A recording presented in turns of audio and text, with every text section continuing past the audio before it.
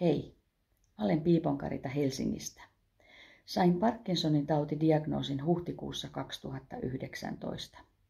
Se oli yllätys, se oli shokki. Mulla oli ollut terveen ihmisen identiteetti, enkä oikeastaan ollut ajatellut, että vakava sairaus saattaisi kohdata myös mua. Mulla oli aika vauhdikas työelämä, toimin yrittäjänä ja mulla oli työntekijöitä. Ja muutenkin elämä tuntui olevan täyttä. Meillä on iso perhe, tällä hetkellä 8 lastenlasta, joten tohinaa riitti ja tuntui siltä, että se sairaus ei oikein mahtunut siihen elämään. Mutta se oli hyväksyttävä ja niin mä olen myös tehnyt.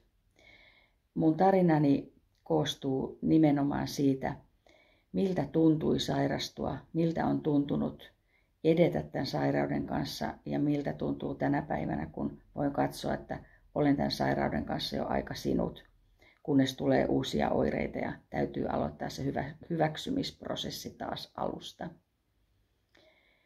Mut voi kutsua puhumaan pääkaupunkiseudulla.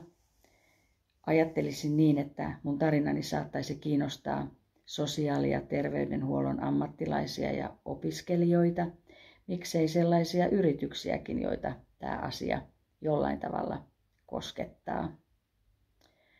Mulla on monenlaisia harrastuksia ja päivät täyttyy aika lailla monenlaisesta lukemisesta, kirjoittamisesta, kokkailusta, kirppistelystä ja toki näiden lasten kanssa puuhailusta, mutta aina on aikaa tulla kertomaan tärkeästä asiasta.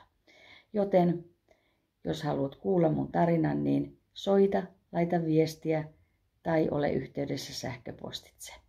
Kiitos. Heippa.